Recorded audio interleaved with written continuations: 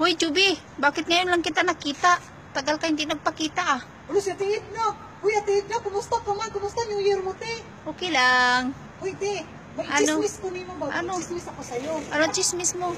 Kahapon, bago sumakay kahapon, yung kaibigan ng amo ko, in-invite niya yung amo ko, tapos sinama nila ako dun sa ano ba, sikat na restaurant, di ko alam. Anong pangalan?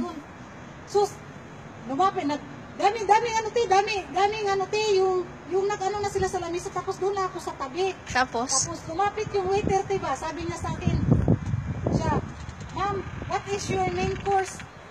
Sabi ko, ginanon ko, te, sir, main course ko, sir, ano man ako, sir, I'm not finished college, sir, I'm only in the first, no, sir, half semester in my course. Tapos ganun yung waiter, te. Ganun yung mata niya. Nagulat. Sabi, tanong siya sa akin, main course ko no, ma'am, what is your main course? Di sinagot ko, sir, I didn't finish college, I finished only half semester of my course. Tapos sabi niya, ganun talaga siya, Teo. Sorry?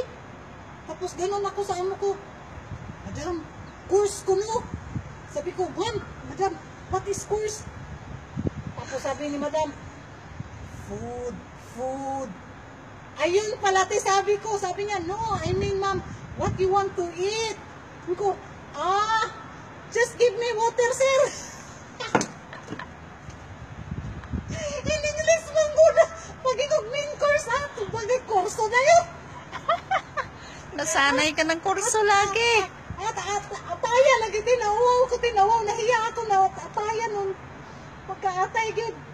Ikaw, be, kung ikaw yung tatanungin, ano isagot mo? Tapos what is yung main course?